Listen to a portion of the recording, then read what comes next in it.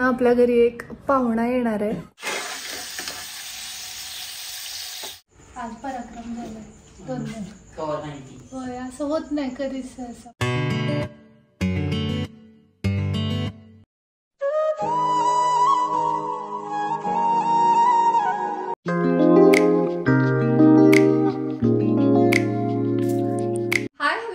आपल्या चॅनलवरच्या अजून एका नवीन ब्लॉगमध्ये मी वर्षा तुमचं अगदी मनापासून स्वागत करते. तर मध्यंतरी आईने मी उन्हाळी कामं सुरू केली होती आणि त्याच्यामध्ये पापड केल्याच्या नंतर आपण केले होते ते म्हणजे मिरघाटे. आणि त्या अकॉर्डिंग खूप साऱ्या अशा कमेंट्स आलेल्या आहेत की तू मिरघाटे बनवायचे कसे हे दाखवलेस पण तू ते तळून दाखवले नाहीस. एका ताईंनी तर अक्षरशः प्रत्येक व्हिडिओ खाली ती कमेंट केल्यासारखी केली. त्यामुळे म्हटलं की आज अगोदर न विसरता मिरघाटे तळू आणि पुढे मग नंतर आपला ब्लॉग कंटिन्यू करू. तर चला किचनमध्ये तुम्हाला दाखवते वाळून कसे झालेत आणि फ्राय केल्यानंतर ते कसे दिसतात. So let's go. तर चला गॅस ऑन केलाय, लोखंडाची कढई ठेवली आहे ज्याच्यात आपण नेहमी काही असेल ते तळतो. आणि इकडे दिसत असेल तुम्हाला तर हे आपले मिरघाटे एकदम वाळून खणखणीत झालेत. तर आता मी हे फ्राय करायला घेते. त्यामध्ये आधी तेल टाकू आपण.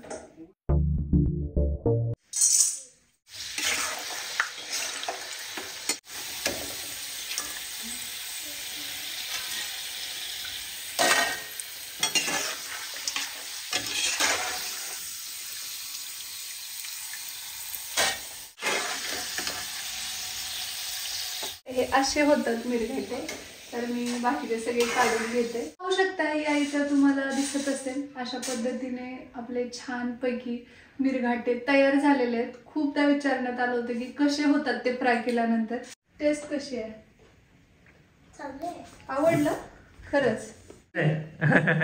श्रीची एक्झाम झाली आहे आणि प्रणवीची बाकी आणि दोघे कसं वाटतंय? वाईट वाटतंय का? त्याला सुट्ट्या झाल्या तर तुला नाही? श्रीच्या अगोदरच झाला, अगोदरच होती है ना ग प्रणवी. प्रणवीची आता ओरल सुरू आहे आणि आता तिची रिटर्न आणखी व्हायची आहे.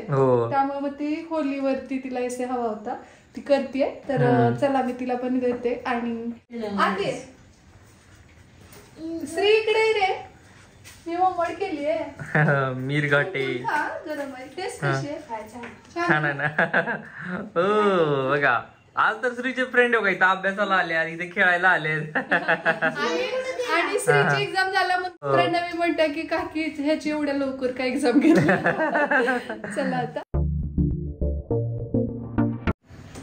तर आज आपल्याकडे एक अतिशय युजफुल असं प्रोडक्ट आलेलं आहे ज्याचं नाव आहे अगारोचं पेट ग्रूमिंग किट आणि व्हॅक्यूम. तर त्याच्या मदतीने आपण आपलं जे पेट असतं तर त्याला कशा पद्धतीने आपण छान स्वच्छ त्यानंतर वेल ग्रूम ठेवू शकतो याविषयीच्या काही डिटेल्स आहेत. तर ते कसं वापरायचं काय ह्या सगळ्या गोष्टी मला तुम्हाला दाखवायच्यात. चला जास्त उशीर न करता लगेच मी तुम्हाला माहिती देते हे कसं वापरायचं आणि ह्याचे काय काय बेनिफिट्स आहेत ते. तर हे आहे अगारोचं सुप्रीम पेट ग्रूमिंग किट आणि व्हॅक्यूम. त्याच्यासोबतच खूप साऱ्या अटॅचमेंटसुद्धा त्यांनी दिलेल्या आहेत आणि मला वैयक्तिक याचा जो लुक आहे ना तो खूप आवडला आहे. या व्हॅक्यूमला छान असं लेदरचं हँडल दिलेलं आहे ज्यामुळे याचा लुक आणखी इन्हॅन्स होतो. आणि याचं वेट 1.9 kg असल्यामुळे इझी टू कॅरी आहे. हे याचं डस्टबिन आहे आणि सिल्वर सेक्शन हे हँडल आहे याचं. या व्हॅक्यूमवर पॉवर बटन आहे, शिवाय मोड चेंज बटन आहे. आणि हे लॉक बटन जे दिसतंय ते डस्टबिनसाठी दिलेलं आहे, डिटॅच आणि अटॅच करण्यासाठी. सिंपल असं 2 पिन प्लग दिलेलं आहे, पाहू शकताय. व्हॅक्यूमच्या मागच्या बाजूलाच आपण हे छानपैकी व्यवस्थित सेट करून ठेवू शकतो. त्याशिवाय या इथं पॉवर कनेक्टर सुद्धा दिला गेलेला आहे जो आपल्याला हे व्हॅक्यूम स्टार्ट करण्यासाठी इथे कनेक्ट करायचं आहे. हे जेव्हा आपण फ्लोअरवर ठेवतो तर खालच्या बाजूला हवा खेळती राहण्यासाठी इन आउट होण्यासाठी स्पेस दिलेला आहे. हे खालच्या बाजूने काही असं दिसतं. याच्यासोबतच मॅन्युअल आणि वॉरंटी कार्ड सुद्धा प्रोव्हाइड केलेलं आहे. वरती एक लॉकचं बटन आहे, ते प्रेस केलं की डस्टबिन रिमूव्ह करता येतं. याच्या एका बाजूला स्टेनलेस स्टीलचं फिल्टर दिलं गेलेलं आहे. तर व्हॅक्यूम वरती हेपा फिल्टर दिलं गेलेलं आहे. हे रिमूव्ह करणं सुद्धा सोपं आहे. 2 stage HEPA can filter more than 99.99% of dust, dander आणि पॅरासाइट्स. आता आपण डस्टबिन पाहूया. हे डस्टबिन ओपन करणं अगदी सोपं आहे, पाहू शकताय. ही 2.5 लिटर कपॅसिटी असणारी डस्टबिन आहे. हिला रिमूव्ह करणं जसं सोपं होतं अगदी तशाच पद्धतीने आपण ह्याला लगेचच अटॅच सुद्धा करू शकतो. जस्ट वरचं जे बटन आहे लॉकचं ते प्रेस केलं की आपल्याला आवाज येतो आणि हे पूर्णपणे व्यवस्थित लॉक होऊन जातं. आणि हे आहेत व्हॅक्यूम होज.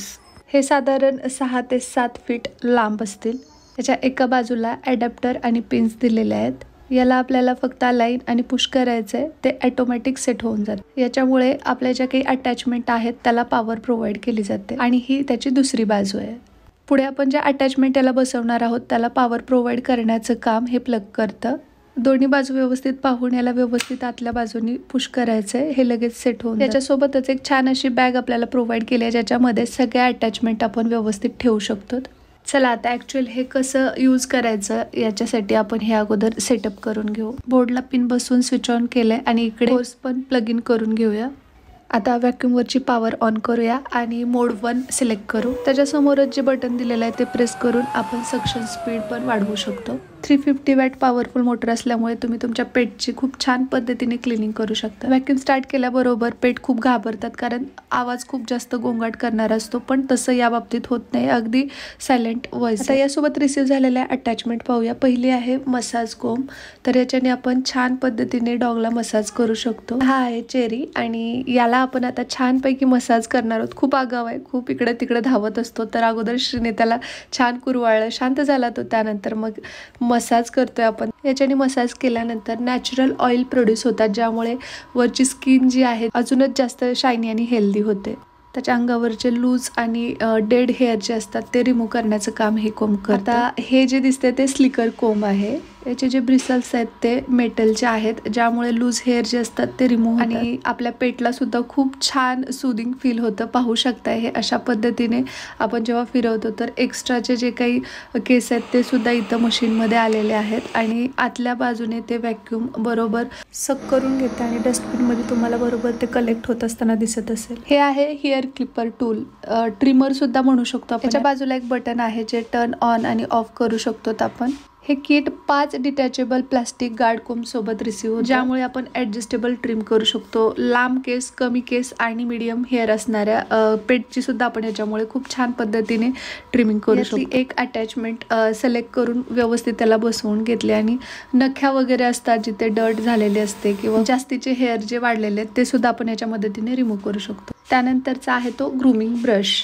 हे मेटल अशा पद्धतीने डिझाईन केलेलं आहे की समरमध्ये सुद्धा तुमच्या डॉगला किंवा पेटला अगदी कूल ठेवतं आणि जो काही बॅक्टेरिया वगैरे आहे ते सगळं याच्यामुळे रिमूव्ह होतं. पेटच्या बॉडीवर जे एक्सेस ऑइल असतं ते सुद्धा रिमूव्ह करतं. केसांची मुळं जी लॉक झालेली असतात तर ती सुद्धा मोकळी करून छानपैकी हेअर ग्रोथ करायला मदत करते. थोडक्यात काय तर पेटच्या बॉडीवरचा जो काही बॅड बॅक्टेरिया असतो तो रिमूव्ह करून बॉडी हेल्दी ठेवण्याचं काम हे करतं. जस्ट एकदा हे पुश करायचं मागच्या बाजूला, सगळे हेअर जे आहेत ते आणि डर्ट या डस्टबिनमध्ये कलेक्ट होताना तुम्हाला दिसून येईल. आता यानंतर पेट हेअर रोलर विषयी थोडक्यात माहिती घेऊ. घरात पेट आहे म्हटल्यानंतर त्याच्या अंगावरचे केस, बेड, सोफा, त्यानंतर कुशन कव्हर आणि सगळीकडे इतरत्र पसरलेले असतात, पडलेले असतात, तर ते कलेक्ट करण्याचं काम पेट हेअर रोलर करतं. जस्ट तुम्हाला अटॅचमेंट सेट करायचे आणि जिथं कुठे हेअर पडलेले आहेत तिथं जस्ट फिरवून घ्यायचे, ते पूर्ण सक करून घेतं जेवढी काही केस आणि डर्ट आहे. आता हा आहे डस्टिंग आणि क्रिव्हियस ब्रश.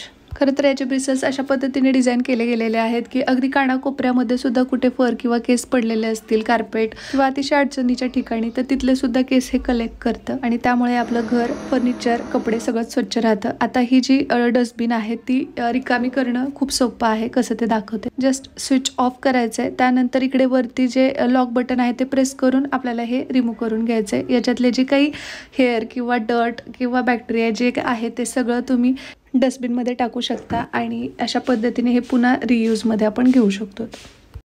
आत्ता जो काही आपण हा पूर्ण पेट क्लिनिंगचा आणि वेल ग्रूमिंगचा जो व्हिडिओ केला तर त्याच्यामधला जो छान असा चेरी होता ना, तर तो श्रीच्या मॅमचा होता आणि स्पेशल थँक्स टू हर की त्यांनी तो दिला आणि आम्हाला तो व्हिडिओ करता आला.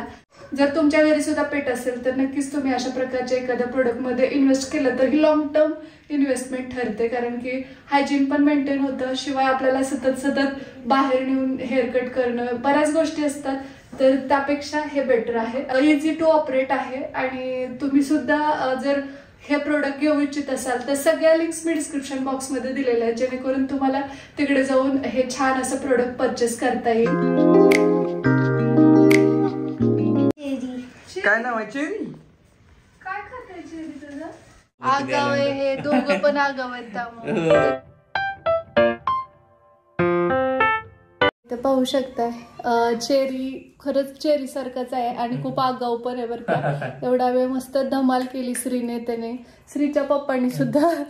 आणि थँक्स टू मॅम की त्यांनी आज चेरीला दिलं आणि आपल्याला आजचा हा व्हिडिओ करता आला, कारण खूप साऱ्या जणांकडे पेट आहेत आणि त्यांच्या काही क्युरीज असतात किंवा कशा पद्धतीने त्यांना मेंटेन करायचं, क्लीन ठेवायचं, अशा खूप साऱ्या गोष्टी असतात ज्या आम्हाला तुमच्यापर्यंत दाखवता आल्या फक्त चेरीमुळे आणि चेरीच्या मॅममुळे, कारण आमच्याकडे पेट नाहीच आहे. आणि मॅम एवढं म्हणले की श्रीला ज्या वेळेस चेरी सोबत खेळावं वाटतं त्यावेळेस कधी पण घेऊन जा, कारण दोघांची फ्रेंडशिप चांगली झाली.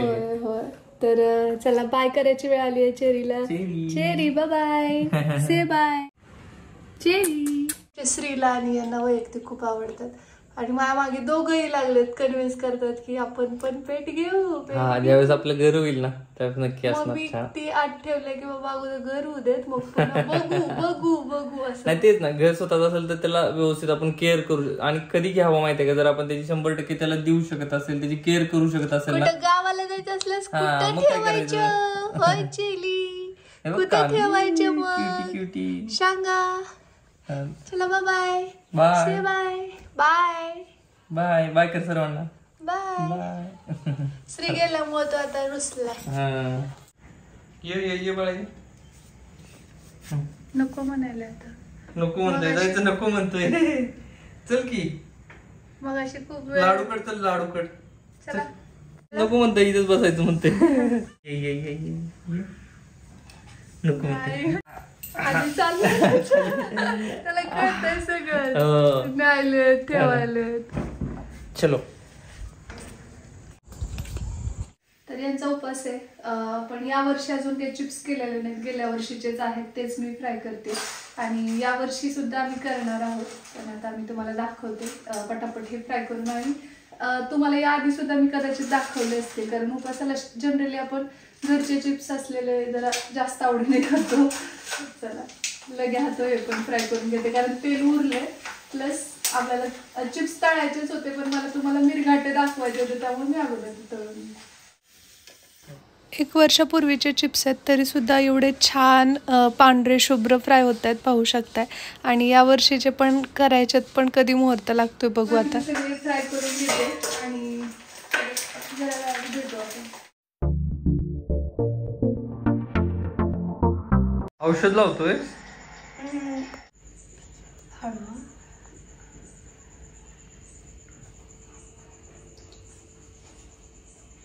एवढा मोठा झालास तू. काय करायला मागू? काही नाही. आता इथं थोडं लावायचं. काय झालं मला? पोळले. अरे बापरे, काय लावतोय औषध? बस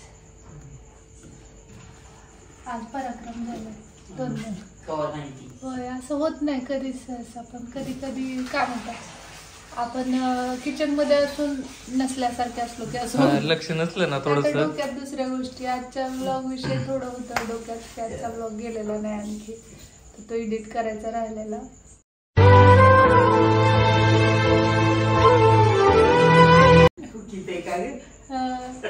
खूप छान वाटलं श्री, थंड थंड. त्या औषधापेक्षा ती त्यांना फुकण्यानं राहते.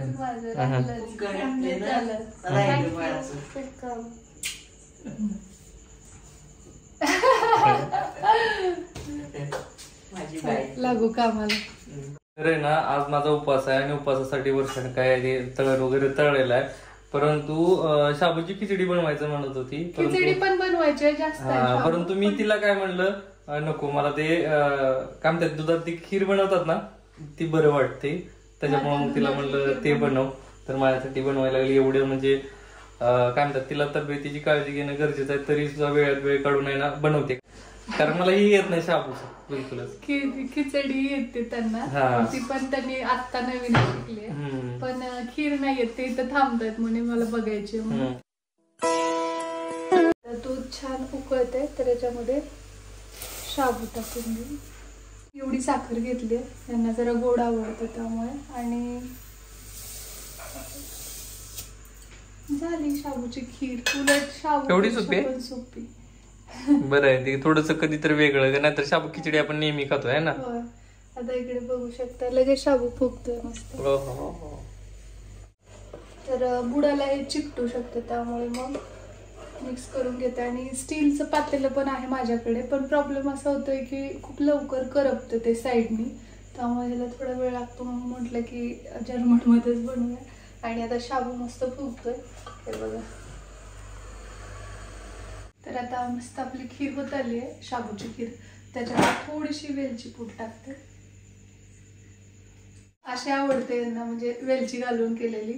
आणि कशा पद्धतीने तुम्ही खीर बनवता ते पण सांगा, म्हणजे उपासाची खीर तुम्ही कशी बनवता.